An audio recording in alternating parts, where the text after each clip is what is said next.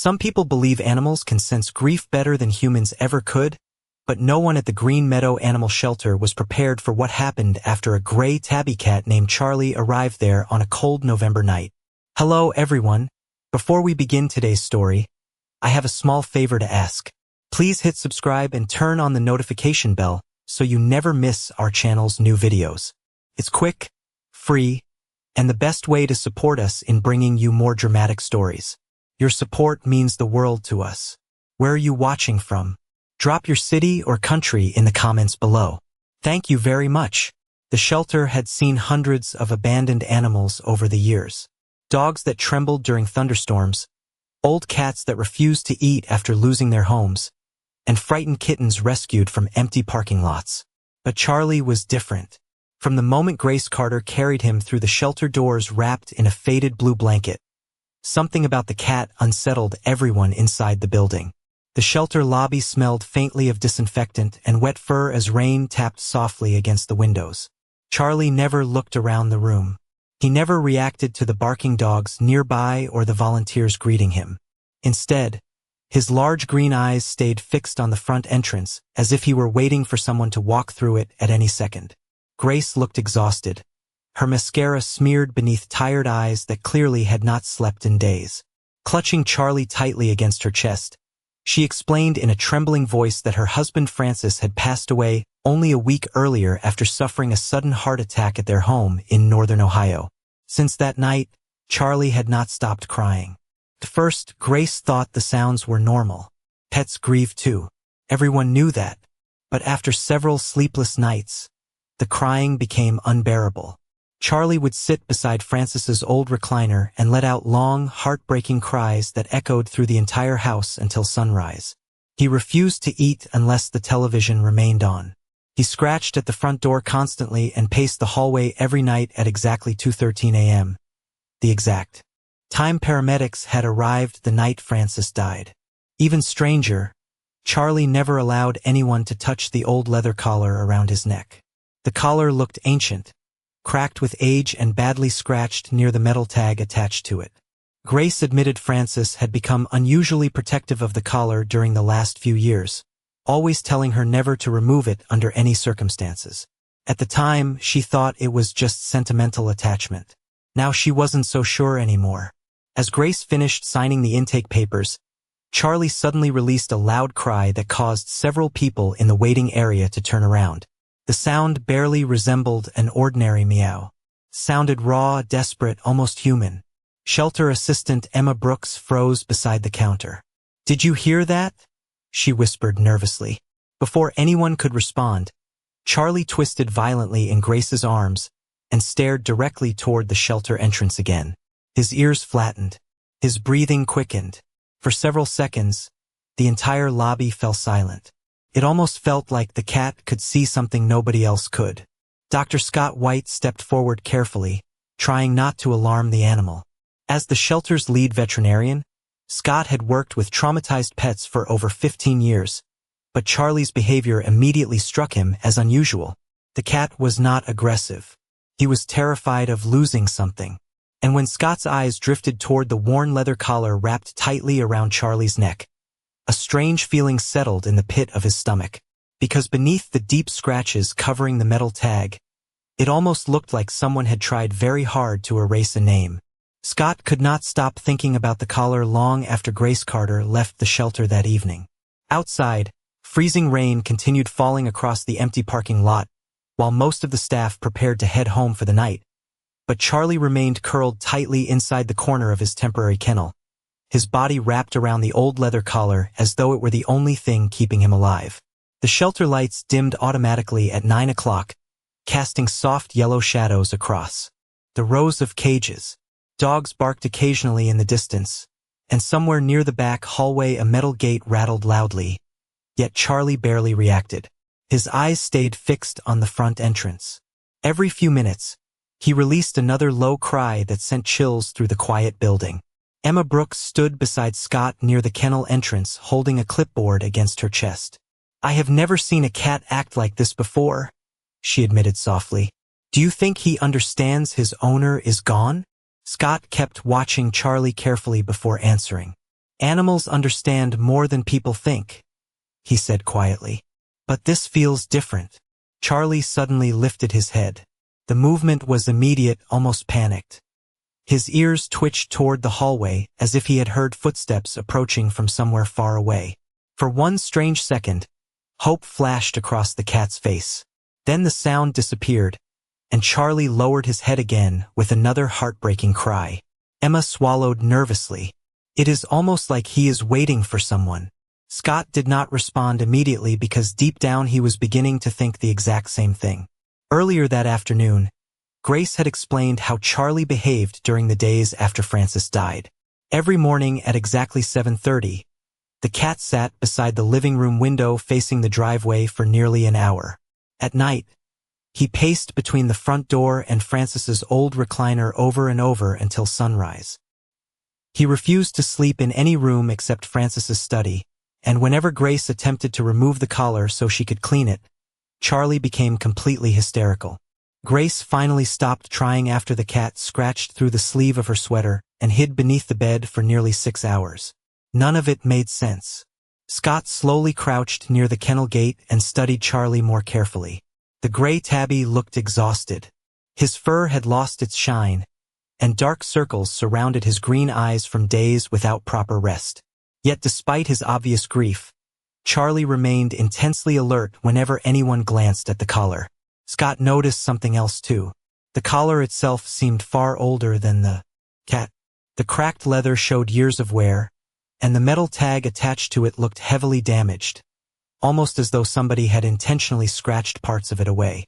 "Do you think Francis damaged the tag himself?" Emma whispered. Scott frowned. "Maybe. But why would anyone erase their own cat's information?" Before Emma could answer, another shelter volunteer named Tyler approached carrying a bowl of fresh food. "Still not eating?" he asked quietly. Scott nodded. Tyler carefully slid the bowl through the kennel opening, but the moment his hand moved near the collar, Charlie exploded with panic. The cat let out a sharp cry and lunged forward defensively, knocking the food bowl across the kennel floor. Metal clattered loudly against the bars as Charlie backed himself into the corner, breathing rapidly with his claws pressed tightly against the old collar. Tyler stepped backward immediately. "Okay, wow," he muttered. "That cat is guarding that thing like treasure." Scott stared silently at Charlie for several long seconds. Then he noticed something small glint beneath the scratched surface of the metal tag when the overhead light shifted slightly. Tiny engraved letters hidden beneath the damage. His pulse quickened instantly. He moved closer to the kennel, narrowing his eyes carefully. Most of the name had been scratched away beyond recognition, but one faded word still remained visible near the bottom edge of the tag. "Return." Scott felt a cold sensation travel down his spine, because collars did not usually say return unless they belonged to someone before the current owner. And suddenly, for the first time that night, Scott realized Charlie might not only be grieving a dead owner. He might be trying desperately to find his way back to someone else entirely.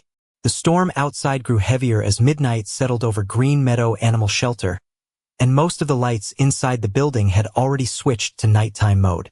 Only the reception desk and medical hallway remained illuminated, casting pale reflections across the polished floor.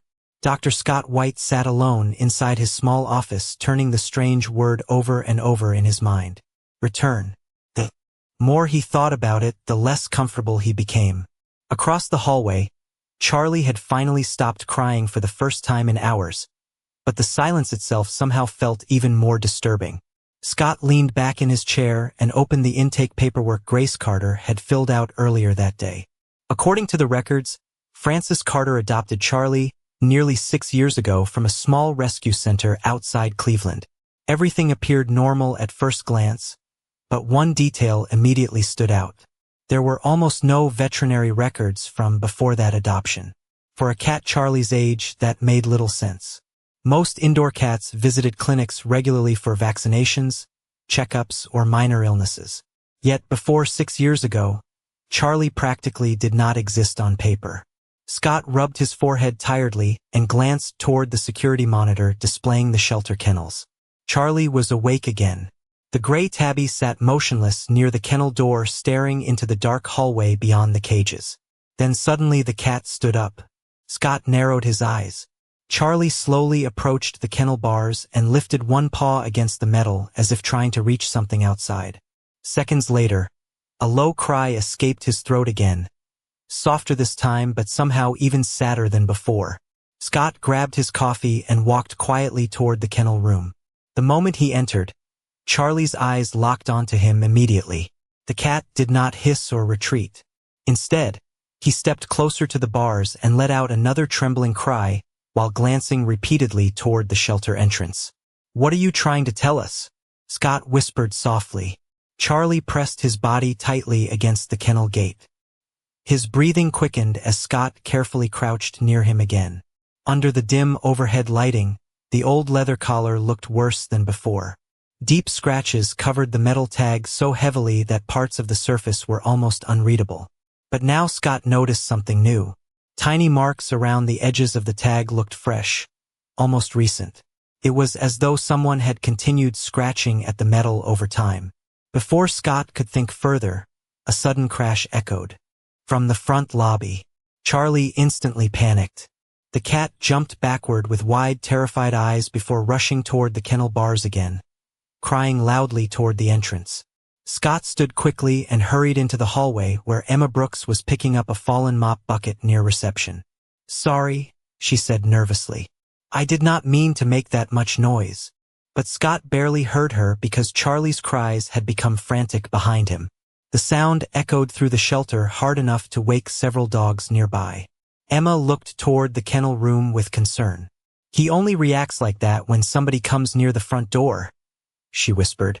Scott slowly turned back toward the cages. Charlie was pacing rapidly now. His tail puffed nervously while his eyes remained fixed on the lobby entrance. Then, to Scott's surprise, the cat suddenly stopped beside the water bowl and lowered his head beneath the collar for several seconds. When he lifted his face again, something small slid onto the kennel floor. Emma gasped quietly. A folded piece of paper no bigger than a postage stamp had slipped out from beneath the old leather strap. Scott's heartbeat quickened instantly. He unlocked the kennel carefully while Charlie watched every movement with trembling eyes. The moment Scott reached toward the tiny folded paper, Charlie released another desperate cry and placed his paw directly over it, as if begging him not to take it away. Scott froze completely, because in all his years working with animals, he had never seen a cat protect an object with such fear and desperation before. And deep down, Scott suddenly realized the collar was hiding far more than just an old name. Scott carefully withdrew his hand from the kennel and remained perfectly still while Charlie kept his paw pressed tightly over the tiny folded paper. The gray tabby's entire body trembled beneath the dim shelter lights, his breathing shallow and uneven as though he feared the paper might disappear if he looked away for even a second. Emma stood frozen beside the kennel door, clutching the flashlight in both hands. Neither of them spoke for several moments. The silence inside the shelter suddenly felt heavier than before.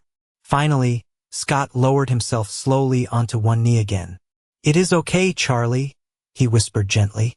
"Nobody is taking it away from you." The cat's green eyes stayed locked on Scott's face. Then, after several tense seconds, Charlie slowly lifted his paw off the folded paper but remained positioned protectively above it, ready to grab it again at any moment. Scott noticed tears forming in Emma's eyes. "This is not normal," she whispered softly. "He understands exactly what that paper means." Scott reached carefully into the kennel and picked up the tiny folded note. The paper felt brittle and old between his fingers, like something hidden away for years. Charlie immediately released another low cry and pressed himself tightly against Scott's arm as though trying to follow every movement. Scott unfolded the paper carefully beneath the flashlight beam. At first, the faded handwriting was almost impossible to read. Water stains blurred parts of the ink, and the edges looked worn from age. But after a few seconds, several words became visible. It found, "Please call Daniel." Scott's pulse quickened instantly. Below the sentence sat a partially faded phone number written in shaky blue ink. Emma covered her mouth in shock. "Who is Daniel?" she whispered. Scott slowly looked back at Charlie. The cat had not stopped staring at the note since the moment it opened. "I think," Scott said quietly, "we are looking at this cat's original owner."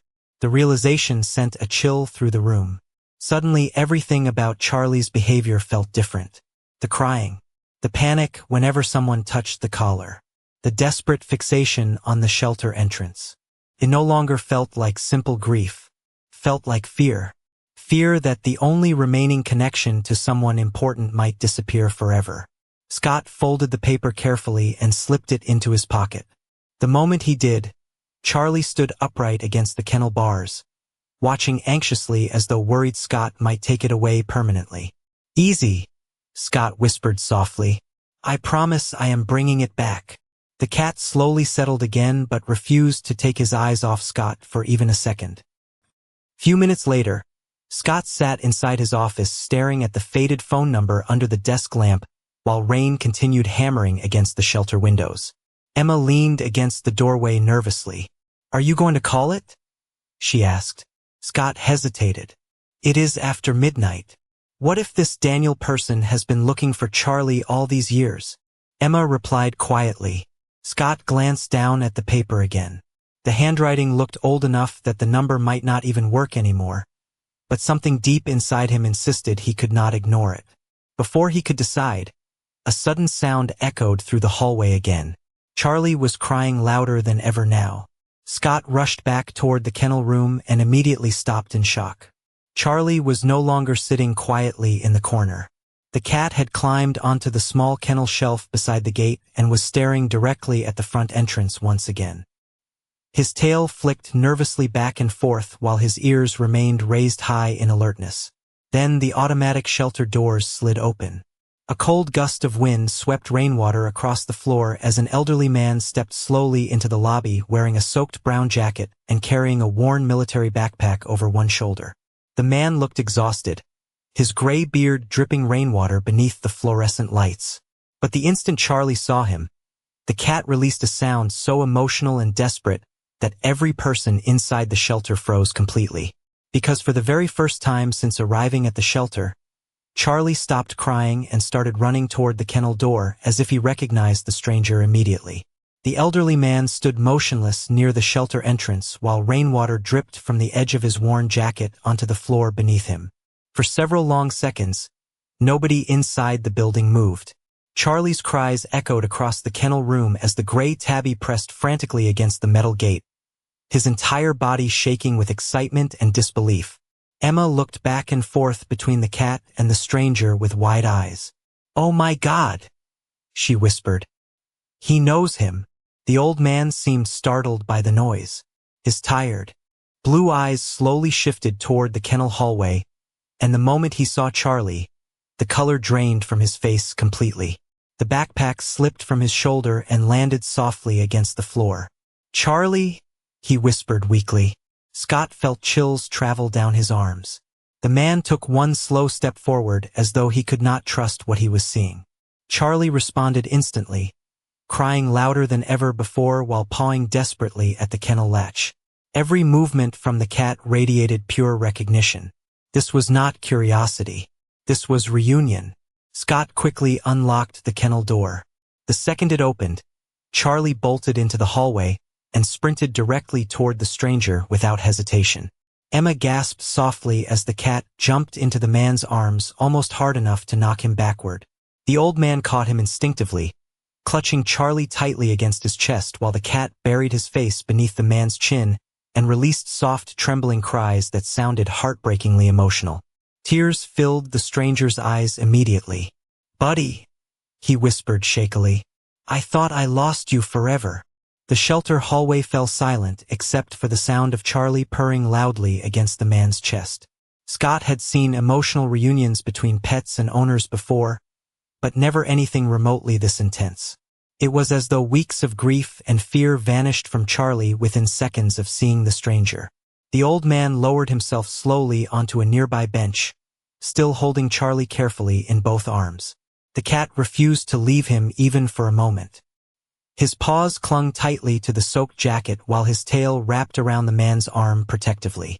Scott approached cautiously, "Sir," he said gently, "my name is Dr. Scott White.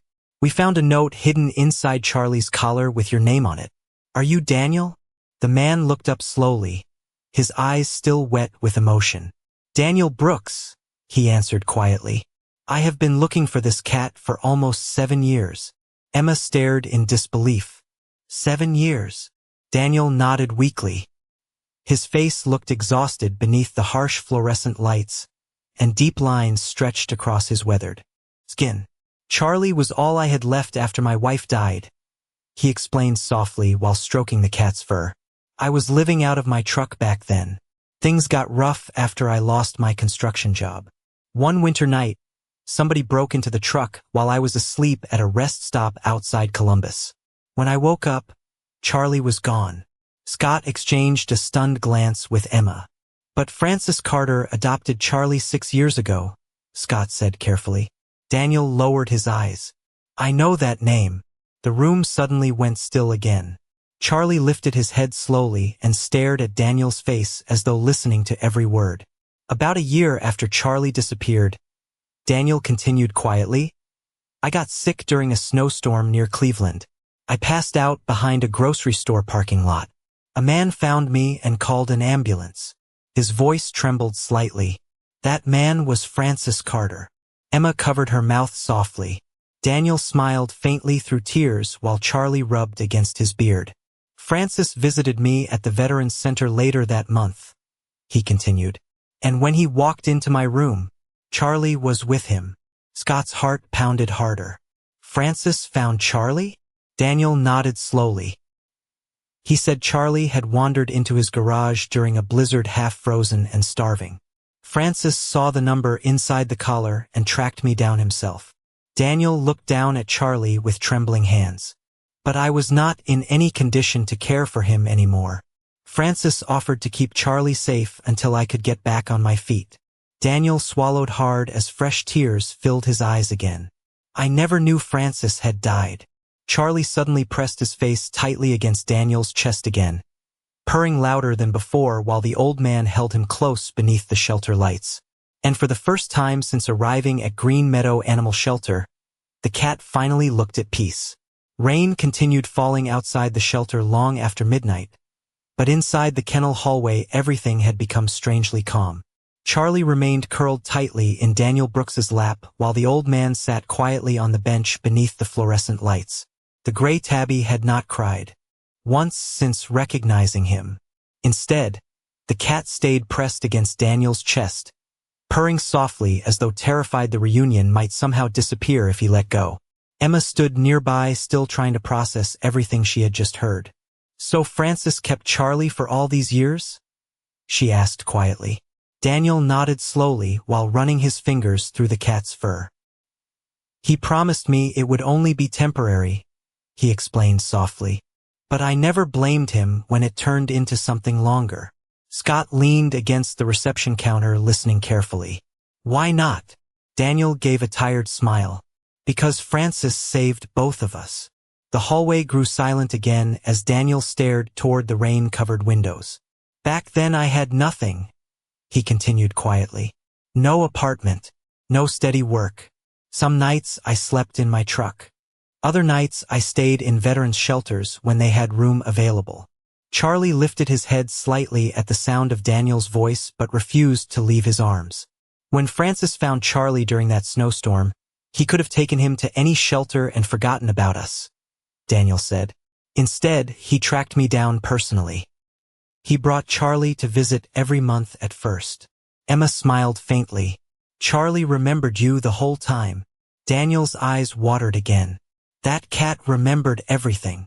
Scott slowly removed the folded note from his pocket and handed it back carefully.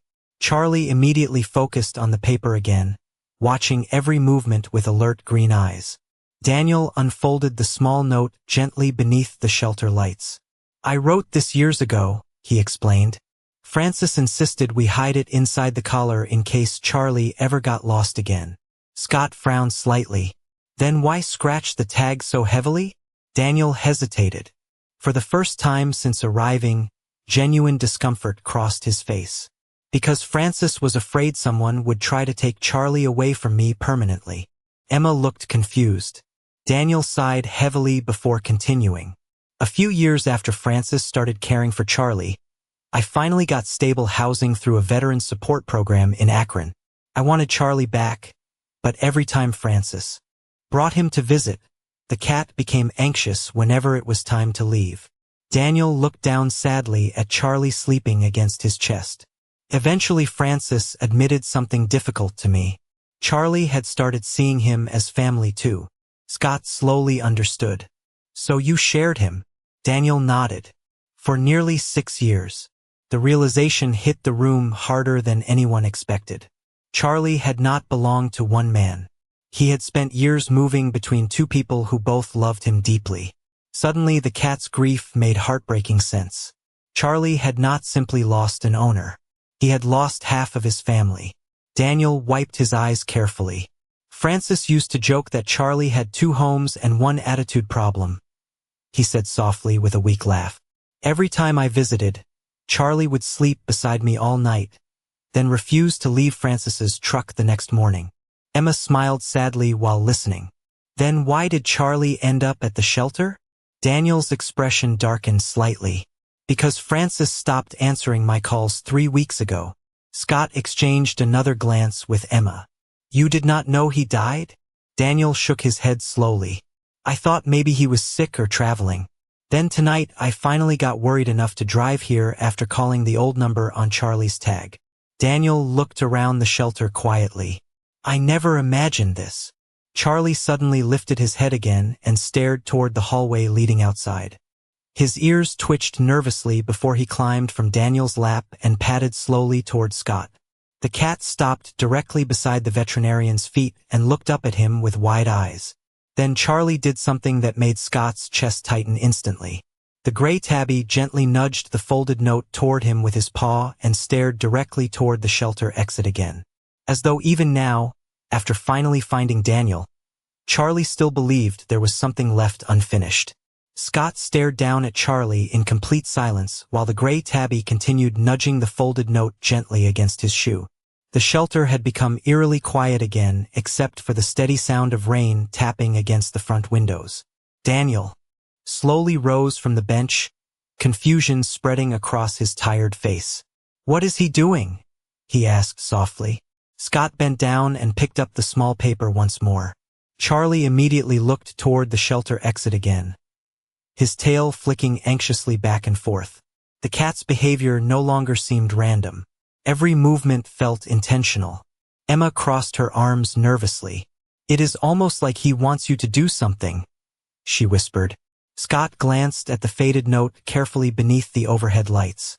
Most of the writing remained damaged by age and moisture, but now that he examined it more closely, he noticed faint marks near the bottom edge of the paper that he had overlooked earlier.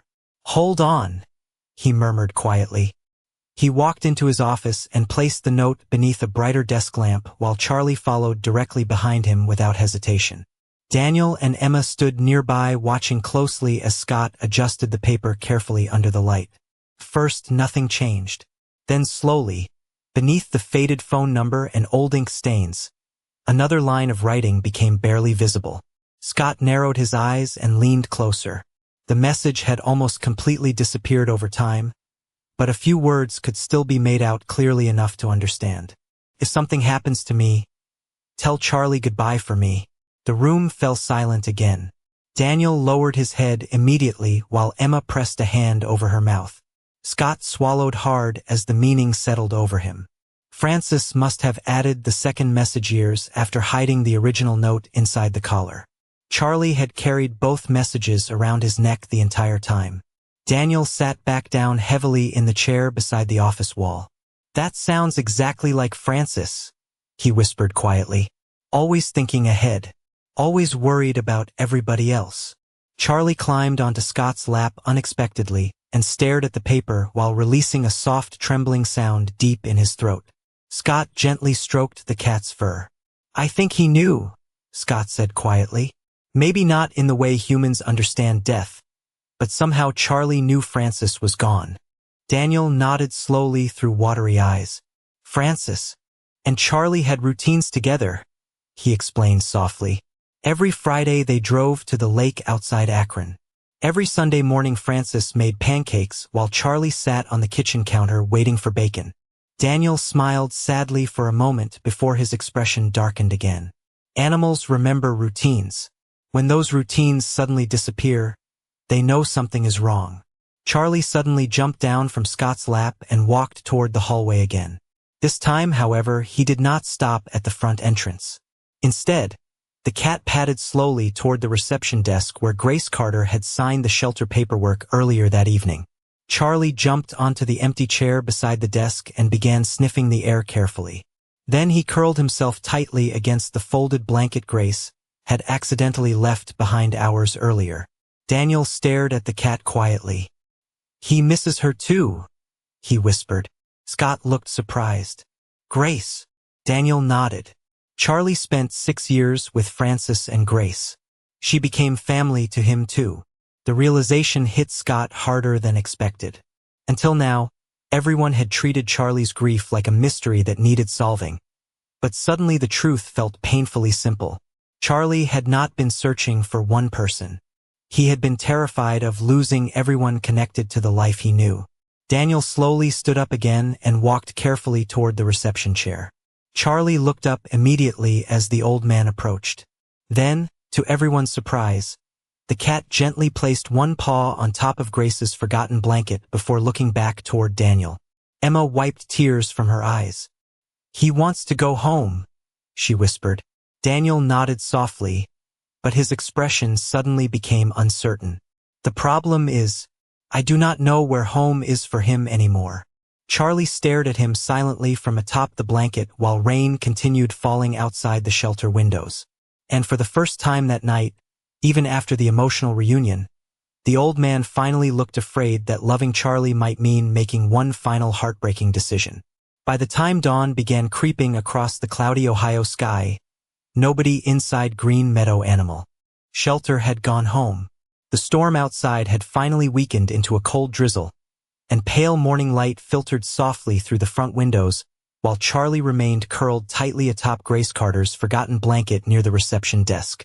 Daniel Brooks sat nearby holding a cup of untouched coffee in both hands, his exhausted eyes fixed on the cat. Every so often Charlie would glance toward him, then toward the shelter entrance again, as though still expecting someone else to arrive. Scott stood quietly beside the front counter reviewing the shelter paperwork one more time. Grace had left her phone number, address, and emergency contacts before leaving the night before. After several hours of listening to Daniel's story and watching Charlie's behavior, Scott knew there was only one thing left to do. "She deserves to know," he said softly. Daniel nodded slowly. Francis would have wanted that. Emma placed a comforting hand on Daniel's shoulder before Scott picked up the phone and stepped into his office. 20 minutes later, a silver sedan pulled slowly into the shelter parking lot beneath the gray morning sky. Charlie reacted instantly. The moment Grace stepped through the entrance wearing the same dark coat from the previous night, the cat jumped down from the chair and hurried toward her. Grace dropped her purse in shock as Charlie rubbed himself tightly against her legs while crying softly again. "Charlie," she whispered emotionally, kneeling beside him. "Oh, sweetheart." Then she finally noticed Daniel standing near the reception desk. Confusion spread across her face immediately. "Who is that?" she asked quietly. Scott gently guided her toward the waiting area before explaining everything they had discovered during the night. At first Grace simply stared at Daniel in stunned silence while Charlie moved anxiously between both of them. But as Daniel described how Francis had found Charlie years earlier and cared for him through all those winters, Grace slowly began crying. "Francis never told me all of this," she whispered through tears. Daniel lowered his eyes sadly. "He probably thought the story belonged to Charlie and me." Grace shook her head. Softly, "No," she replied quietly. "That sounds exactly like Francis. He never wanted credit for helping people." Charlie climbed into Grace's lap for a moment before turning back toward Daniel again. The cat looked torn between them, and watching it broke something inside Grace completely. "He loves both of us," she whispered. Daniel nodded silently. The room grew quiet while rainwater trickled slowly down the shelter windows. Finally, Grace looked directly at Daniel for the first time since arriving. "Do you want him back?" she asked softly. Daniel hesitated for several painful seconds before answering. "More than anything." Grace lowered her head while stroking Charlie's fur gently. "Then why do you look so sad?" Daniel's voice trembled slightly. "Because Charlie spent half his life with Francis and you. Taking him away now feels wrong too." Scott watched the exchange quietly, realizing both people were trying to sacrifice their own happiness for the cat. Then suddenly Charlie did something unexpected. The gray tabby climbed out of Grace's lap and walked slowly toward the shelter entrance again. He stopped directly between Daniel and Grace before sitting down on the floor and looking up at both of them. Emma smiled faintly through tears. "He is choosing neither," she whispered. "He is asking for both." Grace covered her face briefly while crying harder now. Daniel looked equally emotional. "Francis used to joke that Charlie hated sleeping alone," he admitted softly. Grace laughed weakly through her tears. "That cat used to scratch our bedroom door at 3 in the morning if he wanted attention." For the first time since arriving at the shelter, Daniel smiled genuinely. Charlie looked back and forth between them again before walking directly toward the front door. Then he glanced behind himself as if waiting for both humans to follow together. Scott felt a lump rise in his throat, because somehow the grieving cat that had cried endlessly for days was now doing the very thing nobody else inside the shelter had been able to do. He was bringing two broken people together through the final act of love left behind by the man they had both lost. 3 months later, the first snow of December covered the streets outside Akron in a soft blanket of white as Charlie sat comfortably on the windowsill of a small yellow house watching snowflakes drift through the cold morning air. The old leather collar still rested around his neck, though Daniel had carefully repaired the worn strap while preserving every scratch and faded mark exactly as it had been before. Some evenings Charlie still pawed gently at the hidden note, tucked safely inside the collar, almost as if he understood that it carried the final promises of the people who loved him most. Life had settled into a quiet routine again, though it looked different now than it had before Francis passed away. Every Friday morning, Grace drove from Cleveland to visit Daniel with fresh groceries and homemade pancakes because she had learned that Francis used to make them every weekend. Daniel pretended to complain that she always brought too much food, but Charlie always knew Fridays were special. The cat waited beside the front door nearly an hour before Grace arrived every single time. The moment her silver sedan pulled into the driveway, Charlie would jump from the couch and trot excitedly toward the entrance with his tail raised high. Scott and Emma visited often too. After everything that happened at the shelter, the story of Charlie spread quietly among the staff, becoming something people talked about during difficult days when the work felt emotionally exhausting. Somehow the grieving gray tabby had reminded everyone why they chose to care for abandoned animals in the first place. One snowy afternoon near Christmas, Scott stopped by Daniel's house for a routine checkup on Charlie. As soon as he stepped inside, the veterinarian froze in surprise. Framed photographs lined the living room walls now. Some showed Charlie sleeping beside Francis on the old recliner Grace had eventually brought over from Cleveland. Others showed Charlie curled in Daniel's lap beside the fireplace. One photo in particular caught Scott's attention immediately. It showed all three humans together at a small lakeside park smiling, while Charlie sat proudly between them on a picnic table. Scott stared at the picture quietly. "When was this taken?" he asked softly. Daniel smiled from the kitchen doorway. "About 2 years before Francis died," he answered. He wanted Charlie to have one photograph with everyone he loved in the same place. Scott felt his throat tighten unexpectedly. Across the room, Charlie jumped onto the couch and stretched lazily before curling himself into the exact center of Francis's old blanket. Grace walked in carrying mugs of hot chocolate and smiled warmly at the sight. "He still sleeps there every night," she said softly. Daniel nodded. Some habits never change. Snow continued falling peacefully outside while soft Christmas music played somewhere in the background. For the first time since arriving at the shelter months earlier, Charlie looked completely at peace. The endless crying had stopped, The anxious pacing near doors had disappeared. He no longer woke up searching empty rooms in the middle of the night because somehow, through grief and loss and impossible coincidence, the cat had managed to find his family again. Later that evening, as Scott prepared to leave, Charlie followed him to the front door. The gray tabby rubbed gently against his